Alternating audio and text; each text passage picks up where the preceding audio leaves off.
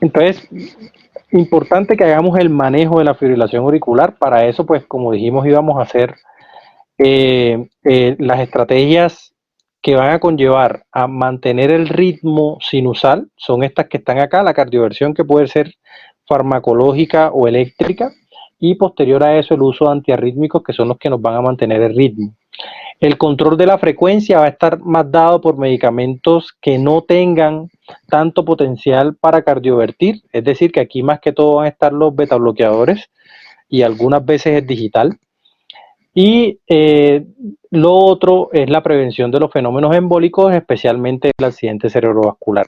Sin embargo, también debemos mirar todas esas causas, todos esos factores asociados que vimos al inicio, y si el paciente presenta alguno de esos factores asociados, debemos ser muy insistentes en el control de los mismos para poder disminuir la frecuencia, la aparición y los síntomas relacionados con la fibrilación auricular.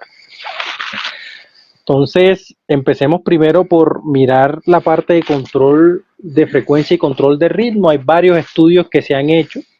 Estos 4 estudios que están acá son los que más han tratado de responder esta pregunta de qué es mejor, si controlar el ritmo, controlar la frecuencia. Independientemente del resultado de esos estudios, con base en lo que fisiopatológicamente se conoce de la fibrilación auricular, entre más fibrilación auricular presente el paciente, más complicaciones puede tener. Entonces lo ideal es siempre que se pueda tratar de mantener el paciente en ritmo sinusal. Esa es la primera premisa cuando vamos a tener esta discusión, es decir, que siempre que se pueda tener control de ritmo, es ideal hacer control de ritmo. Entonces, lo que encontramos es que esto pierde un poco de validez cuando el paciente tiene 75 años o más, cuando tiene una cardiopatía estructural avanzada o cuando ya se trata de una fibrilación auricular persistente de larga duración o una permanente, como mencionamos hace un rato.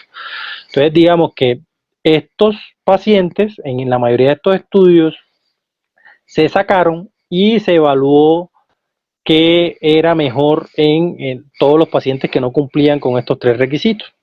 Entonces, dentro de la fase aguda, que nosotros podemos decir que la fase aguda en este caso va a ser los primeros 7 días, la estrategia va a depender de los síntomas del paciente.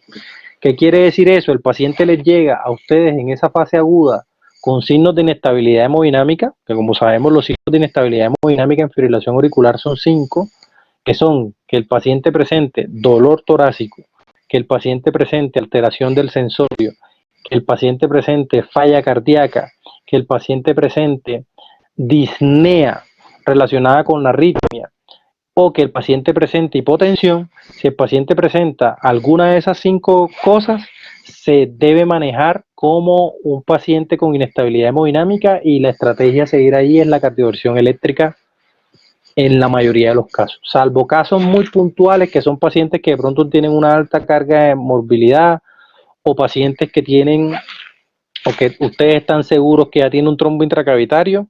Uno podría intentar utilizar una estrategia diferente a la cardioversión eléctrica, pero las tasas de éxito de, digamos, la estrategia farmacológica en ese escenario de paciente no es tan buena y por eso debemos preferir siempre que se pueda, en ese escenario, hacer cardioversión eléctrica. Por el contrario, si es un paciente que llegó con pocos síntomas, solo presentaba palpitaciones, está en las primeras 24 horas de la arritmia, se tiene un factor precipitante como por ejemplo el consumo de alcohol, ese paciente pues incluso podríamos hacer una estrategia que se llama pill in the pocket, que es simplemente darle una carga de antiarrítmicos alta y esperar entre 4 y 9 horas a ver si pasa ritmo sinusal, y si pasa pues ya con eso es suficiente para decir que digamos el paciente no necesita ninguna intervención adicional. Entonces nos toca individualizar cada paciente en esa fase aguda para mirar cuál es la mejor estrategia a seguir. Si nosotros intentamos ya no hacer control de ritmo con esas estrategias que mencionamos, farmacológicas o eléctricas, pues allí lo que nos tocaría mirar es cuál es la meta de frecuencia cardíaca que le pondríamos a nuestro paciente. Entonces, en estos diferentes estudios se encontró que la frecuencia cardíaca ideal para los pacientes va a oscilar entre 80 y 100 latidos por minuto. ¿Qué pasa si una fibrilación auricular va a menos de 80 por minuto? O sea, normalmente lo que ocurre allí, eso se llama fibrilación auricular de respuesta lenta. En esos casos nos toca buscar si hay un bloqueo asociado o no, que puede hacer lo que esté asociado con que la frecuencia esté lenta, pero estos pacientes usualmente también se pueden tornar sintomáticos. Entonces, si de pronto estamos utilizando algún beta bloqueador para mantener la frecuencia controlada y está por debajo de esto, es mejor soltar un poco la dosis del beta bloqueador y dejar que la frecuencia suba un poco para no tener, digamos, complicaciones secundarias a esa bradiarritmia presente allí. Cuando el paciente realiza actividad física, fíjense que la meta que se pone teórica es 115 latidos por minuto. Ayer hablábamos que decir que en una fibrilación auricular, un ritmo irregular, la frecuencia estaba en 115 era muy difícil. ¿Por qué? Porque pues nosotros utilizamos el método de los 6 segundos y esto siempre debe estar con un número base 10. Entonces, para tratar de poder seguir esta recomendación que dan en este estudio, que es el estudio AFib, nosotros podemos decir que la frecuencia cardíaca máxima que puede permitírselo a un paciente con fibrilación auricular que esté haciendo actividad física es de 120. ¿Ya? En el estudio RACE 2, lo que se encontró es que esa frecuencia cardíaca límite o superior debe ser 110 en reposo. Y aunque debe ser 110 en reposo, cuando uno mira los pacientes que evaluaron o que le hicieron análisis con la actividad física, la frecuencia con actividad física es más o menos la misma. Entonces es un reto hacer actividad física o poner a hacer actividad física a los pacientes con fibrilación auricular, porque casi que esa frecuencia máxima que se les permite es 110. Se ha demostrado que cuando la frecuencia cardíaca está por encima de 120 latidos, 130 latidos, especialmente en pacientes añosos, eso también puede generar que se perpetúe o que se desencadene una fibrilación auricular. Entonces, digamos que aunque hay un límite teórico de frecuencia para las personas que hacen ejercicio que está condicionado por la edad, en un paciente que ya tiene fibrilación auricular, pues ese límite debe ser más estricto. Se debe tratar de mantener al paciente haciendo actividad física entre el 80 y el 85% de la frecuencia cardíaca máxima estimada para la edad, si no tiene una carga de enfermedad tan significativa. Pero si la carga de enfermedad es muy significativa o es importante, un paciente hipertenso, un paciente con falla cardíaca, el límite de frecuencia va a ser 110. Esto es más que todo para volver a mencionar un poco qué se encontró en los estudios y pues aunque no hubo una diferencia tan significativa en el RACE, sí se encontró una diferencia significativa cuando se le hizo control de frecuencia a los pacientes añosos, a los pacientes mayores, a los pacientes que tenían una alta carga de enfermedad comparado con hacerle control de ritmo en esta curva de Kaplan-Meier cuando se evalúa la mortalidad de los mismos. Es decir, la estrategia de control de ritmo en esos pacientes mayores no aportó tanto beneficio, mientras que la de control de frecuencia sí mostró que a esos pacientes mayores les va mejor haciendo estrategia, o esos pacientes mayores o que tienen las características que mencionamos anteriormente, les va mejor haciendo la estrategia de control de frecuencia. Entonces, para el control de frecuencia, podemos contar con calcioantagonistas, con betabloqueadores y con digital, pero de estos, los medicamentos más usados son los betabloqueadores en los pacientes que los toleran.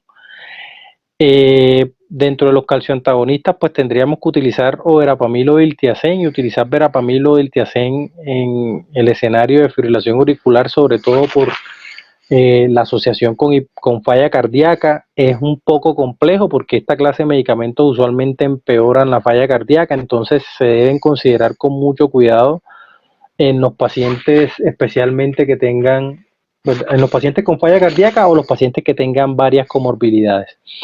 El uso de digital para control de frecuencia casi que en este momento está en dos escenarios. El primero, el escenario agudo en el paciente con falla cardíaca, porque a veces el beta bloqueador, cuando la falla cardíaca está descompensada, pues ya sabemos que no podemos aumentarlo. Entonces, en este caso, el digital podría tener una indicación o un punto importante para controlar la frecuencia en ese paciente con falla cardíaca descompensada que nos llega con fibrilación auricular. El otro escenario que es el escenario de uso crónico del betabloqueador, del digital. El digital, cuando se usa en forma crónica, aumenta la mortalidad en los pacientes con fibrilación auricular y falla cardíaca.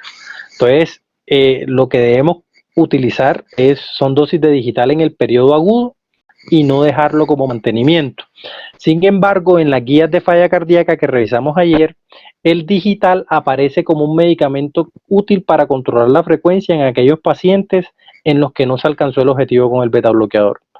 Es decir, si definitivamente nosotros no pudimos controlar la frecuencia solo con el betabloqueador, pues no hay de otra, tenemos que dejarle digital. Pero ya sabemos que es digital, toca estarle haciendo constantemente la medición de los niveles séricos para evitar que el paciente pueda tener una toxicidad por esto y pueda llevar esto a mayores complicaciones en el mismo. Un tratamiento no farmacológico de control de frecuencia es hacer ablación del sistema His-Purkinje y colocar un marcapaso al paciente que sea el que le dé la respuesta ventricular. Esa es una forma un poco fuerte, pero a veces es necesaria en aquellos pacientes en los que definitivamente el control con fármacos no se pudo. Y es algo que pues algunos electrofisiólogos le recomiendan a los pacientes, sobre todo cuando son muy refractarios al manejo farmacológico. Dentro del control de ritmo, pues ya habíamos dicho que las estrategias son o la cardioversión eléctrica o la cardioversión farmacológica. Hay otro punto no farmacológico y es la realización de aislamiento de venas pulmonares o estrategias de ablación como tal. Esas estrategias de ablación más es las venas pulmonares e incluso buscan el istmo caotricuspidio cuando hay aleteo auricular asociado o sobre el istmo mitral también en aquellos pacientes que tienen una dilatación bastante significativa de la aurícula, pero digamos que esos son intervenciones que se están analizando y se está mirando si tienen ventajas o no. Esto más que todo va a controlar síntomas, pero que controle el ritmo en un 100%, no. Es por eso que aunque al paciente se lleva una estrategia como esta, como la ablación, el aislamiento de venas pulmonares, es preferible dejar con el anticoagulante. Muy probablemente sí va a controlar muy bien la frecuencia cardíaca, va a mantener ese paciente un buen tiempo en ritmo sinusal, pero como puede haber episodios paroxísticos aún haciendo esto, porque hay varios, digamos, focos y no solamente alrededor de las venas pulmonares, estos pacientes es mejor dejarlos con el anticoagulante por un tiempo considerable hasta que estemos seguros que no está haciendo nuevos episodios de fibrilación auricular. Otra estrategia de control de ritmo puede ser la realización o el implante de marcapasos y también bloqueos del nodo del sistema His-Purkinje. Y la otra estrategia es durante procedimientos quirúrgicos, si de pronto el paciente va a ser llevado a alguna cirugía de revascularización, cambio valvular, hacer una cirugía de MACE, que digamos la cirugía de MACE, la que se hace en este momento es el MACE 4, que lo que incluye es que se hacen secciones sobre la aurícula para evitar que tengan o que los impulsos se puedan, digamos, que los impulsos puedan propagarse desde su origen hasta el nodo AB. Y lo otro es que se hace exclusión de las auriculillas y esto se hace con un catéter de crío ablación, es decir, con frío, no con calor. Entonces digamos que este procedimiento tiene unas tasas de éxito significativas también. El problema es que como todo lo que se mete con el sistema de conducción, hay posibilidad de que el paciente pueda quedar con bloqueos o que pueda quedar con trastornos definitivos del sistema de conducción que pues puedan requerir a futuro marcapaso también.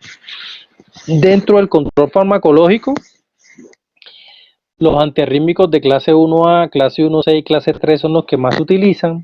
En nuestro país hubo hasta hace unos 4 años Bernacalán, que era un medicamento que tenía unas tasas de conversión de la fibrilación auricular altas y alrededor de 8 minutos, pero pues hace 4 años ya lo dejaron de traer a Colombia y no lo hemos podido seguir usando. Este es un medicamento que se utiliza más en Europa y pues el registro más grande que hay de este medicamento es en Malmo y digamos es donde todavía lo siguen utilizando y tienen unas buenas tasas de éxito. La dronedarona nosotros la tenemos acá El problema de la dronedarona es que no se puede utilizar en pacientes que tienen un compromiso cardíaco estructural o presión de decisión baja.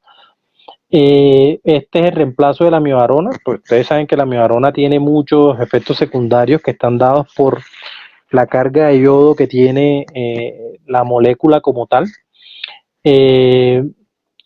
Y entonces se utilizó este medicamento para tratar de reemplazar la miodarona. Sin embargo, en el escenario de pacientes con compromiso cardíaco estructural moderado a severo, digamos que este medicamento puede aumentar la mortalidad, entonces no se debe utilizar.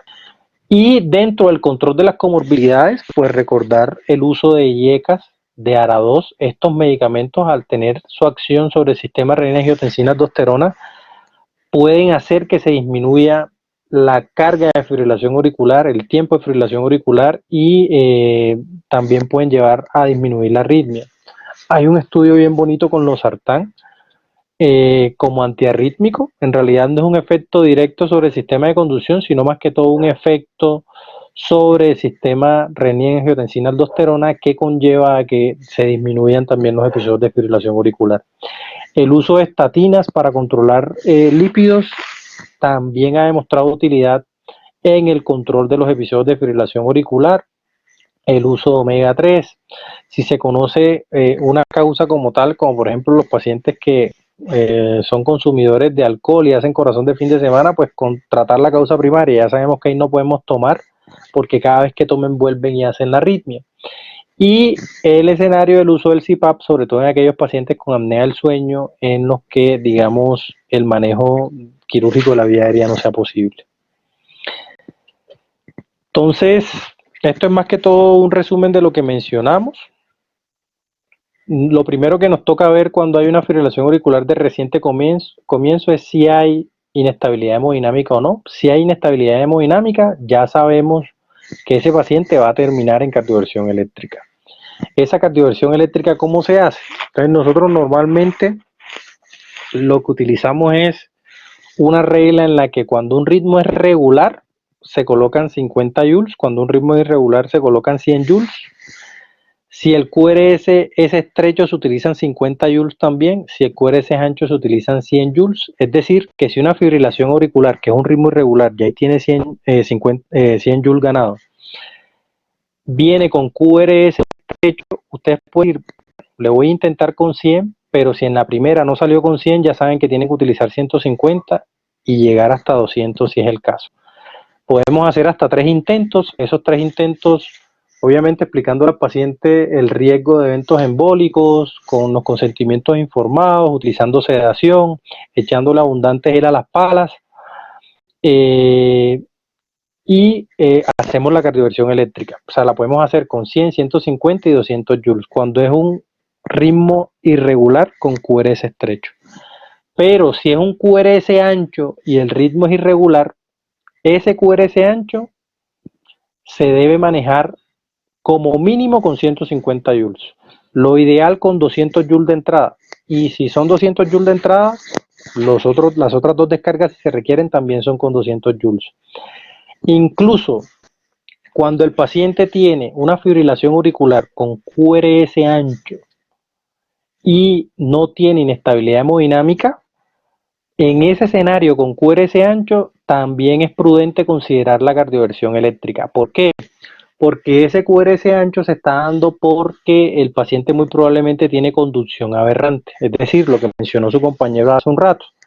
Son pacientes que pueden tener vías accesorias que están conduciendo por la vía accesoria el impulso, es decir, además de que tienen la fibrilación auricular, son tan suertudos que también tienen una vía accesoria que está haciendo que el impulso llegue al ventrículo, que se meta por esa vía el impulso, que el QRS se ensanche y que después regrese por el sistema de conducción normal y por eso se ve el QRS ancho. Entonces, en ese escenario el uso de medicamentos puede ser contraproducente porque todos estos medicamentos, el principal efecto que tienen, especialmente la miodarona, es sobre el nodo AB. Entonces, al ustedes colocarlo, bloquean el nodo AB, pero dejan la vía accesoria abierta. Entonces, el paciente, por ese estímulo repetido sobre el ventrículo, sin pasar por el sistema de conducción normal, puede hacer arritmias auriculares complejas, que es lo que finalmente causa la muerte en estos pacientes con fibrilación auricular cuando es persistente o cuando, digamos, eh, se presenta en el escenario agudo.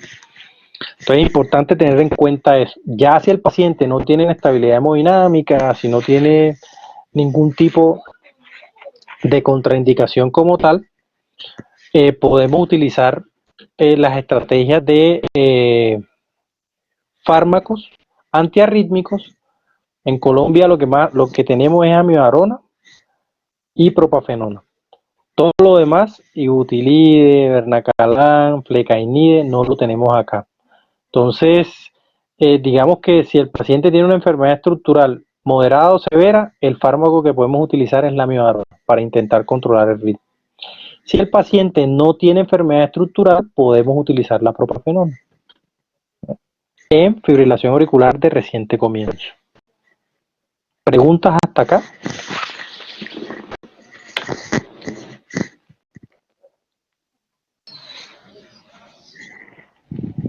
Creo que no. Listo. Entonces, lo importante a mencionar con la cardioversión eléctrica es que el mejor escenario para hacerla es en la fibrilación auricular que tiene menos de 48 horas de evolución. Cuando la fibrilación auricular tiene más de 48 horas de evolución, las tasas de éxito de la cardioversión eléctrica bajan y por eso, digamos, no es tan aconsejable hacerla en estos pacientes, para no ser que tengan inestabilidad hemodinámica. Lo otro es que de entrada uno le debe hacer al paciente cuando está estable hemodinámicamente las dos opciones. Uno le debe ofrecer al paciente, mire, hay una estrategia que es la cardioversión eléctrica y hay otra estrategia que es la cardioversión farmacológica. Y junto con el paciente se debe tomar la decisión de qué intervención hacer. Si se hace cardioversión eléctrica en un paciente estable hemodinámicamente, nosotros tenemos que estar seguros que no tiene trombo intracavitario. Para estar seguros de eso, lo primero que tenemos que considerar es la realización de un ecocardiograma transesofágico. Entonces ustedes dirán, no, pero si el paciente tiene menos de 48 horas, es un paciente que no tiene ninguna comorbilidad, solamente tiene 60 años, yo creo que ahí no se necesita el transesofágico porque para que se formen coágulos tiene que pasar más de 48 horas. Sí, eso es una posibilidad, pero recuerden lo que hablábamos hace un rato. Hay pacientes que pueden hacer fibrilación auricular asintomática. Entonces ustedes, aunque el paciente hizo un episodio sintomático, ustedes no saben desde cuándo está haciendo fibrilación auricular.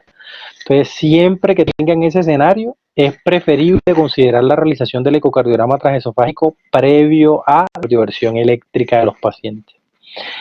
Y si, digamos, ustedes no tienen forma de hacer el ecocardiograma transesofágico y el paciente está estable hemodinámicamente, por lo menos tienen que garantizar que tenga una anticoagulación adecuada al menos 3 semanas previas a la cardioversión eléctrica. Esto era lo que les decía. Imagínense, si la fibrilación auricular tiene menos de 24 horas, la tasa de éxito de la cardioversión eléctrica es del 98%. Pero si la cardioversión eléctrica la vamos a hacer en una fibrilación auricular que tiene más de 24 horas, miren que aunque la tasa de éxito sigue siendo importante, baja bastante. Entonces, lo ideal es tratar, y esto obviamente cuando pasan de ese segundo día, peor todavía. Entonces, por eso, en la fibrilación auricular de más de 48 horas, si está estable hemodinámicamente, pues pensemos primero en colocar el antiarrítmico oral y después sí hacer la cardioversión eléctrica. Otra cosa que es importante con relación a la cardioversión es que la tasa de éxito es más alta, pero la tasa de mantenimiento en ritmo sinusal es más baja que la estrategia farmacológica. ¿Esto qué quiere decir? Que si ustedes le hacen cardioversión eléctrica a un paciente, lo ideal es que traten de poner el antiarrítmico lo antes posible también. ¿Por qué? Porque aunque lo pasa con una buena medida a ritmo sinusal, el tiempo que se mantiene el ritmo sinusal es bastante corto y digamos, por eso se quiere complementar esta cardioversión eléctrica con el uso de antiarrítmicos. Entonces, todas estas son las limitaciones que tiene la cardioversión eléctrica, pues digamos que las mencionamos un poco, pero esta es la más importante, falta de voluntad del paciente. Si el paciente no quiere, no intenten convencerlo. O sea, a veces uno dice, no, pero es que eso lo va a beneficiar, no sé qué. Bien, lo convenciste, lo hiciste, se complicó, el culpable eres tú. Entonces, siempre que un paciente les diga que no quiere cardioversión eléctrica, traten en lo posible de realizar una intervención que no sea la cardioversión eléctrica, darle la estrategia farmacológica. Lo otro que, digamos, también debemos tratar de evitar son las quemaduras en piel. Para esto es muy importante el uso de bastante gel en las palas y con eso pues vamos a tratar de una forma adecuada este punto y vamos a evitar que tenga quemaduras en la piel. Lo otro es que toca poner el aparato, el desfibrilador en modo sincrónico, porque si no se pone en modo sincrónico, pues, los pacientes pueden hacer paro cardíaco. Ponerlo en modo sincrónico es casi que automático en algunos dispositivos y en los que no es automático, la mayoría de las veces el aparato les muestra, digamos, en una forma sencilla cómo activar el modo sincrónico. Y la idea de este modo sincrónico es que la descarga caiga justo en el QRS, es decir, en el momento en el que se activa el ventrículo para que se inicie un nuevo ciclo que venga de ventrículo. Entonces es importante siempre activar ese modo sincrónico cuando hacemos la cardioversión eléctrica. Y lo otro que les mencionaba, las recurrencias precoces que tiene esta cardioversión. Entonces, miren qué tan frecuente es esto. El porcentaje de pacientes que pueden tener reaparición de la fibrilación auricular en las 24 horas tras la cardioversión eléctrica. Uno podría decir que 2 de cada 10 que presenten un nuevo episodio en las primeras 24 horas es algo significativo y por eso es importante tratar de utilizar los antiarrítmicos cuando esté indicado. Entonces, lo otro a considerar es la cardioversión farmacológica. O sea, en la cardioversión farmacológica, lo más importante es que aunque tenga una tasa de conversión menor, no tiene ni necesidad de sedación y hay estrategias tan sencillas como administrar 4 tabletas de un medicamento que es la propafenona y tratar con eso de pasar a ritmo sinusal. Entonces, la propafenona tiene una tasa de cardioversión que es bastante alta, que es entre un 41 y un 91%. Puede empezar a verse la cardioversión a los 30 minutos, pero puede tardar tanto como hasta 9 horas incluso. Sobre todo cuando se utiliza por vía oral, tiende a demorar un poco más. Nosotros no tenemos propafenona endovenosa en Colombia y por eso, digamos, el inicio de la cardioversión no lo vemos tan temprano como a los 30 minutos, sino a las 2 horas. Lo que sí vemos inmediatamente, se administran las 4 tabletas, es que disminuye la frecuencia cardíaca. Entonces, muchos pacientes son sintomáticos por fibrilación auricular porque se sube la respuesta ventricular. Entonces, este medicamento tiene esa bondad que cuando se administra, así no lo pasa inmediatamente a ritmo sinusal, sí puede hacer que la frecuencia cardíaca baje y que los síntomas se controlen un poco. Este medicamento tiene eficacia limitada en aleteo auricular. En fibrilación auricular persistente, pues porque si ya sabemos que es una fibrilación auricular persistente, aquí es más difícil que pase la propafenona a ritmo sinusal y lo que va a hacer la propafenona más que todo es controlar la respuesta ventricular también. En el aleteo en general todos los antiarrítmicos tienen problemas. En el aleteo auricular casi que lo que debemos hacer es la cardioversión eléctrica porque los fármacos son poco útiles. La única forma de que un aleteo auricular salga, digamos, con medicamentos es que de pronto el generador del aleteo auricular haya sido que la frecuencia cardíaca se subió demasiado. Por ejemplo, pacientes deportistas que se pusieron a hacer ejercicio llegaron a 180 de frecuencia y eso es el aleteo auricular. Si nosotros, digamos, pensamos en esa posibilidad, darle antiarrítmico a ese paciente puede ser útil porque cuando se baja la respuesta del nodo auriculoventricular, o sea, se aumenta el periodo refractario, es posible que el aleteo auricular cese. Lo otro es que la propafenona no se debe administrar en pacientes con cardiopatía estructural o que tengan EPOC severo por el aumento en las complicaciones. El otro medicamento que pues mencionamos que tenemos acá es la miodarona. El problema es que la miodarona tiene unas tasas de conversión que son, digamos, significativas, pero como temprano va a empezar a las 9 horas, más o menos, y va a alcanzar su pico máximo a las 24 horas. Es decir, si un paciente pasó a ritmo sinusal antes de 24 horas, fue muy afortunado que cayó en este grupo de pacientes o no fue por la miodarona, sino porque la FA iba a salir por sí sola. ¿Ya? Porque por lo general la mayoría de los pacientes salen después de la 9ª hora y como pico a las 24 horas. Esto también es para recordar después de haber hecho la cardioversión eléctrica, lo que nos toca es mirar por la cardioversión farmacológica si el paciente se beneficia de anticoagulación o no. Si el paciente presenta, se le hace cardioversión eléctrica, la recomendación hoy por hoy es tratar de mantener anticoagulado al menos 4 semanas.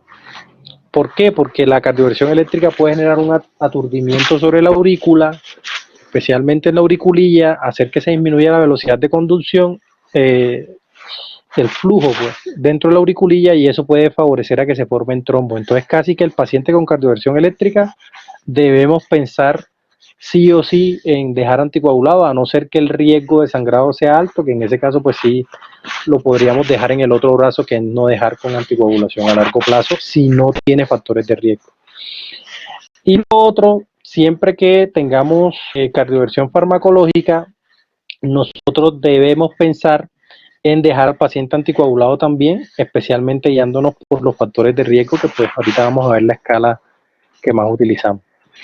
Este ya no lo tenemos, por eso no me voy a detener en él.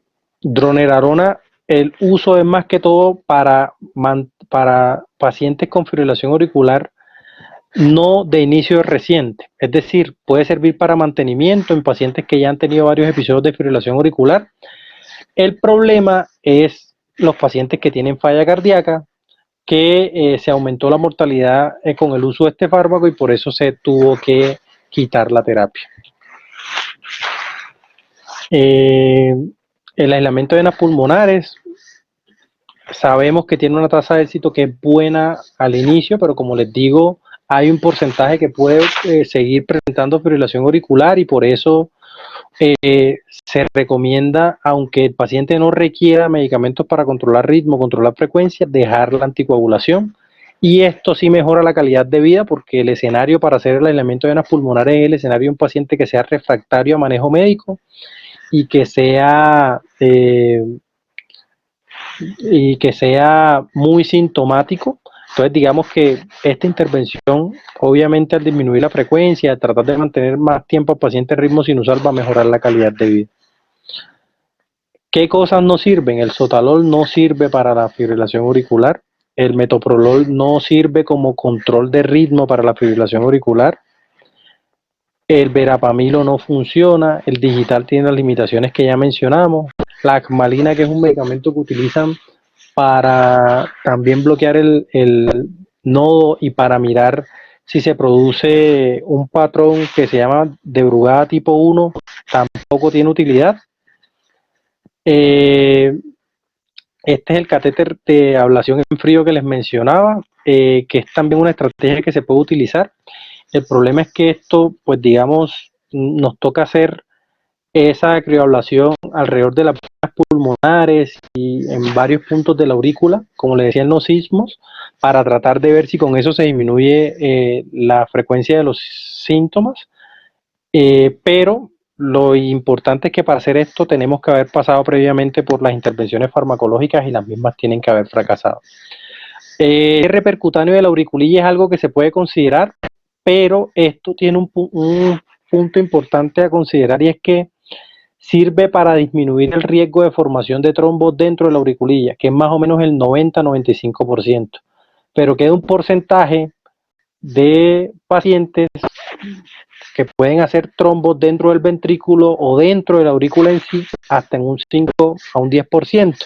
Entonces digamos que hacer el cierre percutáneo de la auriculilla se recomienda en aquellos pacientes que tienen contraindicación para la anticoagulación oral, es decir, en los que no podemos utilizar anticoagulantes orales, pero toca explicarles que aún haciendo eso hay un pequeño riesgo de formación de trombos que puede presentarse aún haciendo el cierre de la auriculilla. Esto es más que todo de los niveles de evidencia de las recomendaciones que le dije hace un rato, de la estrategia de control de frecuencia, beta bloqueadores o con digital o con amibarona en algunos casos, pero en dosis pequeñas. Este control de la respuesta ventricular no demuestra disminución de la mortalidad, pero sí mejoría de síntomas en los pacientes y, como les decía, poniéndoles una meta de frecuencias cardíacas por debajo de 110. Estos son los fármacos que podemos utilizar para control de frecuencia. de estos que están acá, los que más utilizamos nosotros son, digamos, los betabloqueadores, como hablamos ayer. Los cardioselectivos son útiles. El esmolol es importante también porque tiene una vida media corta, pero en Colombia es difícil de conseguir. La vida media del esmolol es más o menos de 8 minutos. Entonces, por eso este sería el fármaco ideal para todas las arritmias que nos llegan a urgencias para tratar de controlarla, pero es muy difícil de conseguir en Colombia. Y el carvedilol es otro fármaco que también podemos utilizar, titulando desde la dosis más baja hasta llegar a una dosis de 25 miligramos 2 veces al día, si es posible. Ya para la anticoagulación, pues aquí sí es importante tener una consideración importante y es el riesgo de fenómenos embólicos que pueden tener los pacientes dependiendo las escalas de riesgo. Dentro de la escala de riesgo, la que nosotros vamos a utilizar hoy por hoy es el CHAS-VAS, es decir, este es uno de los apellidos que debemos colocar en la fibrilación auricular, que CHAS-2DS2-VAS tiene. Y de acuerdo a ese puntaje, tenemos una tasa de eventos que empieza a ser significativo incluso ya desde estando con un CHAS-VAS de 1.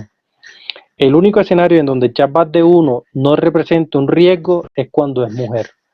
Cuando es mujer siempre da un punto, por lo que hablábamos de que hay una mayor mortalidad más que todo debido a eventos embólicos, pero si es solo el género femenino, el sexo femenino, digamos que no habría necesidad de anticoagular a estos pacientes. Ya si tienen un punto en alguna de las otras características que se evalúan en el CHAS-VAS, sí es mejor dejar anticoagulado al paciente porque este riesgo es acumulativo. Entonces digamos que entre más tiempo dejemos al paciente en fibrilación auricular, más chance hay de que se haya formado un trombo cuando tiene un puntaje de al menos 1 diferente al sexo femenino. Y el otro apellido es el riesgo de sangrado. El riesgo de sangrado se hace con el Hasbled. Hay varios scores, se puede utilizar el Atria, otros scores que están, digamos, establecidos para riesgo de sangrado, pero el que se recomienda hoy por hoy en las guías tanto americanas como europeas es el score de Hasbled.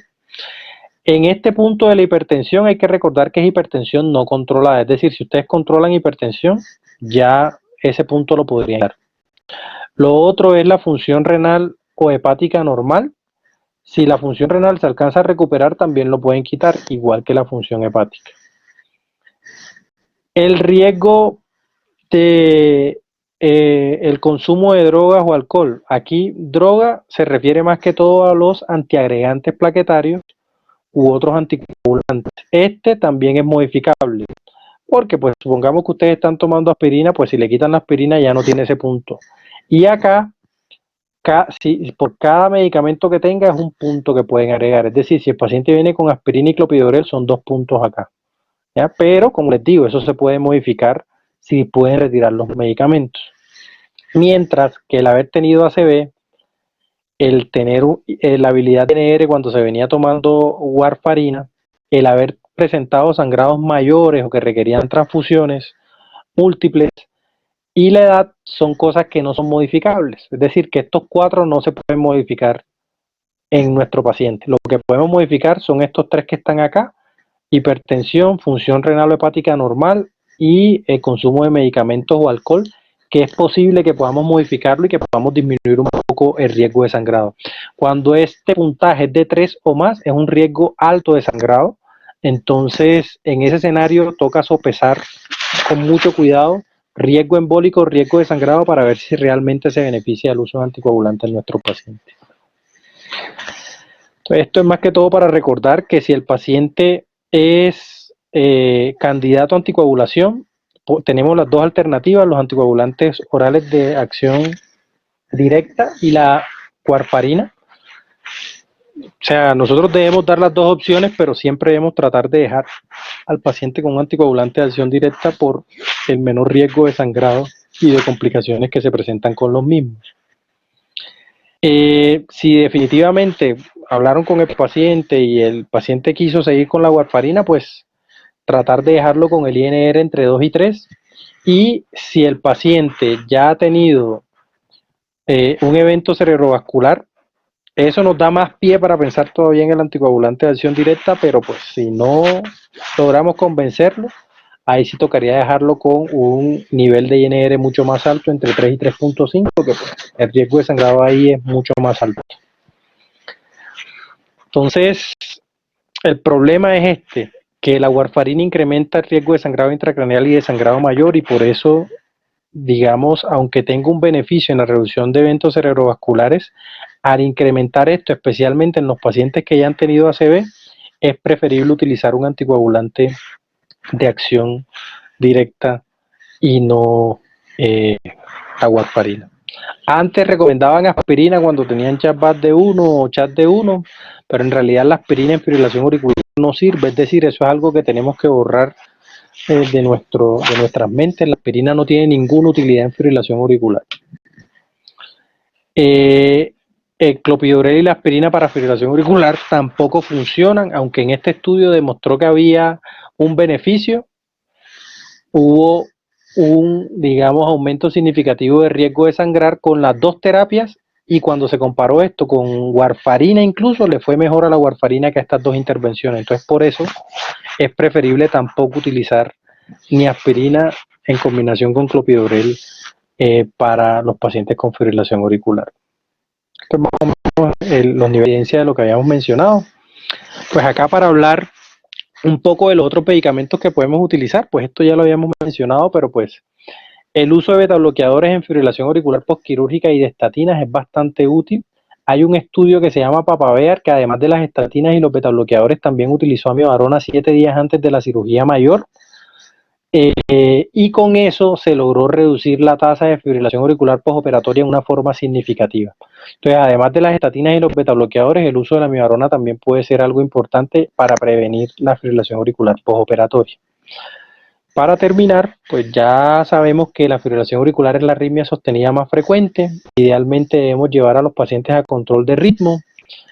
El tiempo de fibrilación auricular lleva a más fibrilación auricular, es decir, entre más tengamos a pacientes en fibrilación auricular, más fibrilación auricular va a ser. Y siempre debemos sopesar si hacemos cardioversión eléctrica versus farmacológica, dependiendo el escenario en el que tengamos nuestro paciente.